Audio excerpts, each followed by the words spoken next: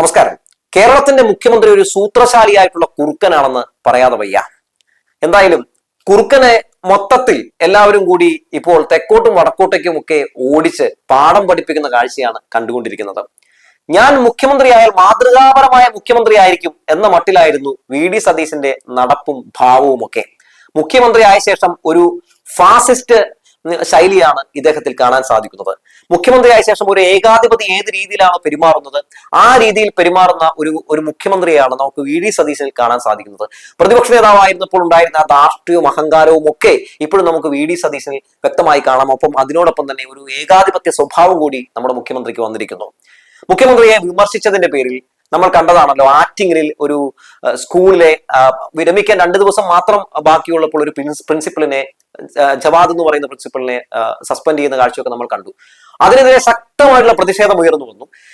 CPM-ഉം സഖാക്കളും ഒക്കെ ഈ ജവാദിനെ പുറത്താക്കിയതുമായി ബന്ധപ്പെട്ടിട്ടുള്ള ആ വിഷയത്തിൽ മുഖ്യമന്ത്രിക്കെതിരെ രംഗത്തെത്തി വലിയ തോതിലുള്ള വിമർശനങ്ങൾ ഉന്നയിച്ചു. മുഖ്യമന്ത്രിയെ വിമർശിച്ചിട്ടുണ്ടെങ്കിൽ ഞങ്ങളെയും പുറത്താക്കുമോ എന്ന് പറഞ്ഞ് പലരും പരിഹാസ രൂപേണ സമൂഹ മാധ്യമങ്ങളിൽ പോസ്റ്റുകൾ ഇട്ടു. ശേഷം പണി പാളിയെന്ന് കണ്ട വി.ഡി. സതീശൻ ഇപ്പോ സസ്പെൻഡ് ചെയ്ത നടപടി റദ്ദ് ചെയ്തിരിക്കുകയാണ്. ജോലിയിൽ അദ്ദേഹം പ്രവേശിച്ചിരിക്കുന്നു എന്ന വാർത്ത, സന്തോഷകരമായിട്ടുള്ള വാർത്ത നമ്മൾ കേൾക്കുകയാണ്. അങ്ങനെ അദ്ദേഹത്തെ ആ ജോലിയിൽ പ്രവേശിപ്പിക്കാൻ വേണ്ടി ഇപ്പോൾ ഈ ഇടവെച്ചത്, അങ്ങനെ ഒരു അവസരം ഒരുക്കി കൊടുത്തത് അത് CPM ആണ്. CPM-ന് ആ ഒരു ക്രെഡിറ്റ് എന്തായാലും എടുക്കാം. നിങ്ങൾ ശബ്ദം ഉയർത്തിയില്ലായിരുന്നുവെങ്കിൽ ആ ഏകാധിപത്യ ഫാസിസ്റ്റ് നടപടിക്ക് വിധേയനായി ആ പാവം പ്രിൻസിപ്പൽ ശരിക്കും നരകയാതന അനുഭവിക്കേണ്ടി വരുമായിരുന്നു. അത് ഒരു ഭാഗത്ത് നിൽക്കട്ടെ.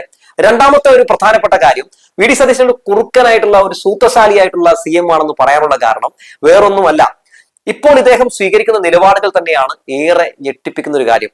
ഒന്നാമത്തെ കാര്യം, ഇദ്ദേഹം ഇപ്പോൾ പറയുന്നത് എന്താണ്?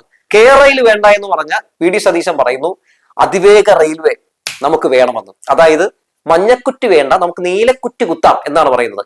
എന്ത് പഠനത്തിന്റെ അടിസ്ഥാനത്തിലാണ് ഈ റെയിൽ എന്ന് പറയുന്ന ആ ഒരു സംഭവം കൊണ്ടുവരുന്ന സമയത്ത് എല്ലാ പഠനങ്ങളും നടത്തി എല്ലാ കാര്യങ്ങളും ഒക്കെ പരിശോധിച്ച ശേഷമാണ് ഇടതുപക്ഷ സർക്കാർ അത്തരം ഒരു നിലപാട് സ്വീകരിച്ചത്. പക്ഷേ അതിവേഗ റെയിൽവേയെ പറ്റി ഒരു പഠനവും നടത്തിയിട്ടില്ല, ഒരു DPR ഇല്ല, ഒന്നുമില്ല. പക്ഷേ നമുക്കിത് നടത്താം എന്ന് മുഖ്യമന്ത്രി പറയുമ്പോൾ ഇപ്പോൾ റെയിൽ സമരസമിതിയൊക്കെ രംഗത്ത് വന്നിട്ടുണ്ട്. അവരടക്കം പറയുന്നത്, നിങ്ങൾ പ്രതിപക്ഷത്തിരുന്നപ്പോൾ ഇങ്ങനെയൊന്നും അല്ലല്ലോ പറഞ്ഞത്, ഇപ്പോ മഞ്ഞക്കുറ്റി മാറ്റി നീലക്കുറ്റി കുത്തുന്ന കഥ പറയുന്നു എന്നാണ് പറയുന്നത്.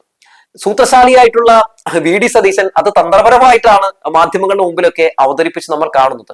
രണ്ടാമത്തെ പ്രധാനപ്പെട്ട കാര്യം എന്താണ്? ധവളപത്രം ഇറക്കാൻ പോവുകയാണ്. ഈ ധവളപത്രത്തിന് പിന്നിൽ ഒരു രസകരമായിട്ടുള്ള ഒരു കളി കിടക്കുന്നുണ്ട്. അതെന്താണെന്നല്ലേ?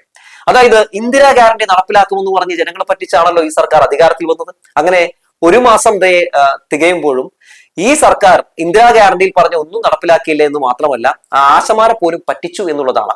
ആശമാരുടെ സമരത്തിന് ഇന്ധനം പകർന്നൊക്കെയാണല്ലോ, അതായത് ആശമാർ എന്ന് പറഞ്ഞാൽ ശരിയാവില്ല, SUC-യുടെ സമരത്തിന് ഇന്ധനം പകർന്ന് ഇവർ ആശമാരാണെന്നൊക്കെ പറഞ്ഞാണല്ലോ ഈ ജനങ്ങൾ മുഴുവൻ ഇളക്കി സർക്കാരിനെതിരെ തിരിച്ച് വലിയ രീതിയിൽ തന്നെ കഴിഞ്ഞ തെരഞ്ഞെടുപ്പിൽ നേട്ടം കൊയ്തത്.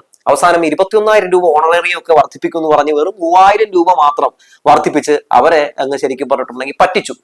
ബാക്കി പറഞ്ഞേക്കുന്ന ഒന്നും നടപ്പിലാക്കിയിട്ടില്ല. ഇവിടെ എന്നും ജനങ്ങൾ ചോദിച്ചുകൊണ്ടിരിക്കുന്നത് ഇത് എന്ന് നടപ്പിലാക്കും, എന്നാണ് ഞങ്ങൾക്ക് സൗജന്യ യാത്ര KSRTC-യിൽ കിട്ടുക, എപ്പോ പെൻഷൻ കിട്ടും, അങ്ങനെയൊക്കെ തുടങ്ങി ജനങ്ങൾ പല രീതിയിലുള്ള വിമർശനങ്ങൾ ഉന്നയിച്ചുകൊണ്ടിരിക്കുകയാണ്.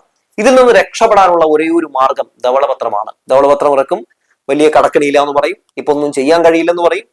അങ്ങനെ ദാരിദ്ര്യ കണക്ക് പറഞ്ഞ് A.K. ആന്റണിയുടെ ഒക്കെ ഭരണകാലത്ത് നമ്മൾ ഏറ്റവും കേട്ടിട്ടുള്ളത് ഈ ദാരിദ്ര്യ കണക്കാണ്. A.K. ആന്റണി മുഖ്യമന്ത്രി ആയിരുന്ന സമയത്ത് നമുക്ക് ദാരിദ്ര്യം മാത്രം കേൾക്കാനേ സമയം ഉണ്ടായിരുന്നിട്ടുള്ളൂ.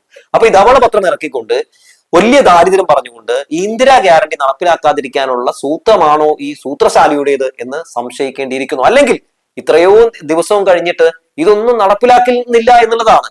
മാത്രവുമല്ല, എല്ലാ ബസ്സിലും ഫ്രീ ആണെന്ന് പറഞ്ഞ ഈ സർക്കാർ ഇപ്പോ ഒരു ബസ്സിന്റെ കാര്യവും പറഞ്ഞ് കേൾക്കുന്നുമില്ല. ഇനി കുറച്ച് ബസ്സുകൾക്ക് മാത്രം, അല്ലെങ്കിൽ ഓർഡിനറി ബസ്സിൽ മാത്രം ഈ സൗജന്യ യാത്ര അനുവദിച്ചാലോ അവിടെയും വിമർശനങ്ങൾ വരും. സ്വാഭാവികമായും ഇത് എങ്ങനെയാണ് നമുക്ക് ആ ഒരു ഗ്യാരണ്ടി നടപ്പിലാക്കാൻ കഴിയുക? ഏകദേശം 112 കോടിയോളം രൂപയാണ് സൗജന്യ യാത്ര അനുവദിച്ചിട്ടുണ്ടെങ്കിൽ KSRTC-ക്ക് അധികമായിട്ട് വേണ്ടി വരുന്ന തുക എന്നാണ് ഞാൻ മനസ്സിലാക്കുന്നത്. ആ 112 കോടി രൂപ അധികമായിട്ട് അങ്ങ് KSRTC-ക്ക് സർക്കാർ കൊടുത്തിട്ടുണ്ടെങ്കിൽ ഇത് നടപ്പിലാക്കാൻ പറ്റുമെന്നേ. ഖജനാവിൽ നിറയെ പൈസയാണെന്നേ, അപ്പോൾ അത് ചെയ്യാമല്ലോ. പക്ഷെ അത് ചെയ്യുന്നില്ല എന്നുള്ളതാണ്. അതെന്തുകൊണ്ട് ചെയ്യുന്നില്ല എന്ന് ചോദിച്ചാൽ ഇതൊന്നും ഞങ്ങൾ നടപ്പിലാക്കാൻ വേണ്ടി പറഞ്ഞതല്ല സാറേ, സത്യം പറഞ്ഞിട്ടുണ്ടെങ്കിൽ ഞങ്ങൾ ജയിക്കുമെന്ന് പോലും ഞങ്ങൾ കരുതിയില്ല എന്നതാണ് വലിയൊരു വസ്തുത എന്ന് പറയുന്നത്. ആ ഇന്ദിരാ ഗ്യാരണ്ടി എന്ന് പറയുന്ന സംഭവത്തിൽ അങ്ങ് നൈസായിട്ട് ജനങ്ങൾ വീണുപോയി എന്നതാണ് നമുക്ക് ഇതിലൊക്കെ കാണാൻ സാധിക്കുന്നത്. ശേഷം ഇപ്പോ ഈ ഇദ്ദേഹം മുഖ്യമന്ത്രിയായ ശേഷം പല രീതിയിലുള്ള ഇരട്ടത്താപ്പുകൾ നമ്മൾ കണ്ടുകൊണ്ടിരിക്കുകയാണല്ലോ. അതായത് ഇദ്ദേഹം പ്രധാനമന്ത്രി നരേന്ദ്രമോദിയുമായിട്ട് ചർച്ച നടത്തുന്നു. നരേന്ദ്രമോദിയുമായി ചർച്ച നടത്തിയ ശേഷം ഇപ്പോ കേന്ദ്ര സർക്കാരിനെതിരെ ഒരു അക്ഷരം മിണ്ടുന്നില്ല. നയപ്രഖ്യാപന പ്രസംഗത്തിൽ പോലും ഗവർണർ ഇത് വായിക്കുമ്പോൾ കേന്ദ്ര സർക്കാരിനെതിരെ ഒന്നും ഒരു രീതിയിലുള്ള എന്താ പറയാ വിമർശനങ്ങളോ അല്ലെങ്കിൽ കേന്ദ്ര സർക്കാർ തരാനുള്ള തുകയെ പറ്റി ഒന്നും മിണ്ടുന്നില്ല എന്നുള്ളതാണ്. മാത്രമല്ല കഴിഞ്ഞ ദിവസം പ്രധാനമന്ത്രി നരേന്ദ്രമോദി ബർത്ത്ഡേ വിഷസ് അറിയിച്ചുകൊണ്ട് Satheesan G, Vadasseri Damodara Menon Satheesan G, happy birthday to you എന്ന് പറഞ്ഞിരിക്കുന്നു. മാത്രമല്ല നമ്മുടെ വി ഡി സതീശൻ ഇപ്പൊ എടുക്കുന്ന നിലപാടുകൾ എന്തൊക്കെയാണ്? അതായത് ബംഗാൾ മോഡലിലാണല്ലോ ഇപ്പൊ ഇദ്ദേഹത്തിന്റെ ഒരു സെറ്റപ്പ് ഒക്കെ. അതായത് ഇദ്ദേഹത്തിന്റെ സെക്രട്ടറി എന്ന് പറയുന്നത് രത്തൻ കേൽക്കർ ആണ്. ബംഗാളില് അവിടുത്തെ മുഖ്യമന്ത്രി എങ്ങനെയാണോ സെക്രട്ടറി ആക്കിയിരിക്കുന്നത് അതുപോലെ തന്നെ ഇവിടെയും തെരഞ്ഞെടുപ്പ് മുൻ മുഖ്യ ആ ഒരു കമ്മീഷണർ തന്നെ ഇപ്പോ സെക്രട്ടറി ആക്കിയിരിക്കുന്നു. അങ്ങനെ കുറെ കാര്യങ്ങളൊക്കെ ചെയ്യുകയാണ്. ഒരു BJP മോഡൽ ഭരണത്തിലേക്ക് നമ്മുടെ കേരളം പോവുകയാണോ എന്ന് പോലും സംശയിക്കേണ്ടിയിരിക്കുന്നു. കേന്ദ്രത്തിനെതിരെ അക്ഷരം മിണ്ടാതെ കേന്ദ്രത്തിന് മുമ്പിൽ വിധേയപ്പെട്ട് നിൽക്കുന്ന ഒരു മുഖ്യമന്ത്രി അമ്പേ പരാജയം എന്ന് പറയാതെ വയ്യ. പ്രധാനമന്ത്രി നരേന്ദ്രമോദിയെ അമിത്ഷായും കണ്ട് സെക്കൻഡുകൾക്ക് അകമാണല്ലോ ED ഇവിടെ പ്രതിപക്ഷ നേതാവ് പിണറായി വിജയന്റെ വീട്ടിൽ ഒരു റെയ്ഡൊക്കെ നടത്തിയത്. ഒന്നും കണ്ടെത്താനൊന്നും കഴിഞ്ഞില്ല. ഇതുമായി ബന്ധപ്പെട്ട് ഇതിന്റെ പിന്നിൽ ആരാണെന്ന് കണ്ടെത്താൻ വേണ്ടി മാധ്യമങ്ങൾ നടത്തിയ ആ ഒരു ശ്രമമൊക്കെ പരാജയപ്പെട്ടു. മാധ്യമങ്ങൾ വന്ന് നമ്മുടെ വി ഡി സതീശനടുത്ത് 13 തവണ ചോദ്യങ്ങൾ ചോദിച്ചു. വി ഡി സതീശൻ തന്ത്രപരമായിട്ട് ഒഴിഞ്ഞു മാറി. ശേഷം ഇദ്ദേഹം ഗത്യന്തരമില്ലാതായപ്പോൾ ഒരു വാർത്താ സമ്മേളനം വിളിക്കുന്നു. വാർത്താ സമ്മേളനത്തിനിടയിൽ മാധ്യമങ്ങൾ ഇതേ ചോദ്യം ആവർത്തിക്കുന്നു. അപ്പോ മാധ്യമങ്ങളുടെ മുമ്പിൽ മാധ്യമങ്ങളെ പരിഹസിച്ചുകൊണ്ട് ഒരു കഥയൊക്കെ ഇറക്കുന്ന വി ഡി സതീശനെയാണ് നമ്മൾ കണ്ടത്. ഞാൻ ജയിച്ചിട്ടുണ്ടെങ്കിൽ, ഞാൻ മുഖ്യമന്ത്രി ആയിട്ടുണ്ടെങ്കിൽ ആദ്യം നിങ്ങളെ കാണുള്ളൂ, നിങ്ങൾക്ക് എപ്പോ വേണമെങ്കിലും എന്റെ അടുത്തേക്കൊക്കെ വരാമെന്ന് പറഞ്ഞാൽ അങ്ങനെ നമ്മുടെ വി ഡി സതീശന് ഇപ്പൊ മാധ്യമങ്ങളെ കാണുമ്പോൾ ഒരു വല്ലാത്ത അലർജിയാണ്. അപ്പോ പറഞ്ഞതിന് മുഴുവൻ എഗെയിൻസ്റ്റ് ആയിട്ട് പ്രവർത്തിക്കുന്ന ഒരു മുഖ്യമന്ത്രിയാണ് കേരളത്തിനുള്ളത്. മുഖ്യമന്ത്രി എന്നൊക്കെ പറയുമ്പോൾ സ്വാഭാവികമായും പറയുന്ന വാക്കിന് കുറച്ചുകൂടിയൊക്കെ ഒരു വില വേണം എന്നുള്ളതാണ്. ഒരു പ്രതിപക്ഷ നേതാവല്ല, പ്രതിപക്ഷ നേതാവ് എന്നുള്ള നിലയിലൊക്കെ വേണമെങ്കിൽ എന്തെങ്കിലുമൊക്കെ പറഞ്ഞ മാറ്റിയും മറിച്ചൊക്കെ പറയാം. പക്ഷെ ഒരു മുഖ്യമന്ത്രി പറയുമ്പോൾ അതിൽ സുതാര്യത വേണം. ഒരു മുഖ്യമന്ത്രി ഉറപ്പ് നൽകുമ്പോൾ അതിലൊരു സുതാര്യത വേണം. ഒരു മുഖ്യമന്ത്രി എന്ന് പറയുമ്പോൾ നമുക്ക് കാണുമ്പോൾ ഒരു രോമാഞ്ചിഫിക്കേഷൻ ഒക്കെ തോന്നണം. അതൊക്കെ നമുക്ക് പിണറായി വിജയനെ കാണുമ്പോൾ തോന്നിയിരുന്നു. കാരണം ഇത് നടപ്പിലാക്കും എന്ന് പറഞ്ഞാൽ അദ്ദേഹം നടപ്പിലാക്കിയിരിക്കും. ഇത് നടക്കില്ല എന്ന് പറഞ്ഞാൽ അത് നടക്കില്ല. അത് കേരളത്തിലെ ജനങ്ങൾക്ക് എല്ലാവർക്കും അറിയാം. പിണറായി വിജയൻ ഒരു വാക്ക് പറഞ്ഞാൽ വാക്കാണ്. പക്ഷെ വി ഡി സതീശൻ ഒരു വാക്ക് പറഞ്ഞാൽ നമുക്കൊക്കെ പേടിയാണ്. കാരണം ഇത് നടക്കുവോ നടക്കില്ലേ സംശയമാണ്. എന്തുകൊണ്ടാണ്? ഇവർ പറഞ്ഞതൊന്നും നടപ്പിലാക്കാത്തവരാണെന്ന് പൊതുവെ ജനങ്ങൾക്ക് അറിയാം. കഴിഞ്ഞ 10 വർഷം പ്രതിപക്ഷത്തിരുന്നിട്ടും ഒന്നും പഠിക്കുന്നില്ല എന്ന് മാത്രമല്ല, UDF ഇരുണ്ട കാലത്തേക്ക് നമ്മളൊക്കെ അങ്ങനെ കൂട്ടിക്കൊണ്ടു പോകുന്ന ഒരു കാഴ്ചയാണ് പൊതുവെ നമുക്ക് കാണാൻ സാധിക്കുന്നത്. ഇപ്പൊ നോക്കൂ, വിലവർധന കുത്തനെ ഉയർന്നുകൊണ്ടിരിക്കുകയാണ്. ഇന്ന് മുതൽ മിൽമ പാലും മേടിച്ച് കഴിക്കാൻ പറ്റാത്ത അവസ്ഥയാണ്. വില വർദ്ധിച്ചിരിക്കുന്നു.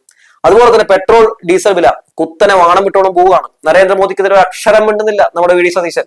ഈ പെട്രോൾ ഡീസൽ വിലവർധന കൂടുന്ന സമയത്ത് നമ്മുടെ കേരളത്തിന്റെ നികുതിയെങ്കിലും കുറച്ച് ജനങ്ങളെ ഒന്ന് സഹായിക്കാനോ അതും ചെയ്യുന്നില്ല. പ്രതിപക്ഷത്തിരുന്ന സമയത്ത് വലിയ രീതിയിൽ ഉപദേശം നടത്തിയ ഉപദേശിയായിരുന്നു വി ഡി സതീശൻ. ഇന്ന് മുഖ്യമന്ത്രിയായ ശേഷം അദ്ദേഹത്തിന് അത് ചെയ്യാൻ കഴിയുന്നില്ല. അപ്പോ സത്യത്തിൽ സൂത്രശാലിയായ കുറുക്കൻ തന്നെയാണ് ഈ വി ഡി സതീശൻ എന്ന് പറയാതെ വയ്യ. വി ഡി സതീശന്റെ ഈ സൂത്രശാലി തരം കൊണ്ട് എന്തായാലും മുന്നോട്ട് പോകാൻ കഴിയുമോ, ജനങ്ങളെ എക്കാലത്തും ഇതുപോലെ വിഡ്ഢികളാക്കി മുന്നോട്ട് പോകാൻ കഴിയുമോ എന്നൊക്കെ കാത്തിരുന്ന് കാണാം. എന്തായാലും പ്രതിപക്ഷം ഇപ്പോൾ നിലവിൽ ഭരണപക്ഷത്തെക്കാൾ ഒരുപടി മുന്നിലാണ്. ഈ ഇപ്പോ അതിവേഗ റെയിൽവേ വന്ന കേസുമായി ബന്ധപ്പെട്ടുകൊണ്ട് തന്നെ പൊതുവെ എന്താണ് ഈ പ്രതിപക്ഷം പറയുന്നത്? ഇത്തരത്തിലുള്ള കാര്യങ്ങളൊക്കെ ഇവിടെ വേണ്ടത് തന്നെയാണ്. ഞങ്ങൾ അതിനെ എതിർക്കുന്നില്ല. കേരളത്തിന് ഇത്തരത്തിലുള്ള ആവശ്യങ്ങൾ നല്ലതാണ്. പക്ഷെ എന്തിനാണ് നിങ്ങൾ കേരളയിലെന്ന് വേണ്ടെന്ന് പറഞ്ഞത്? ആ പറഞ്ഞതിന് നിങ്ങൾ ജനങ്ങളോട് മാപ്പ് പറയണം എന്നാണ് പറയുന്നത്. ക്രിയാത്മകമായ പ്രതിപക്ഷം ഒരു ഭാഗത്ത്, പറയുന്നതൊന്നും പ്രാവർത്തികമാക്കാത്ത, വാക്കും പ്രവൃത്തിയും തമ്മിൽ യാതൊരു ബന്ധവുമില്ലാത്ത ഒരു നിലപാടില്ലാത്ത സർക്കാർ മറ്റൊരു ഭാഗത്തുനിന്ന് പറയേണ്ടി വരുന്നത് വലിയൊരു ഗതികേടാണെന്ന് പറഞ്ഞു വെച്ചുകൊണ്ട് നിർത്തട്ടെ.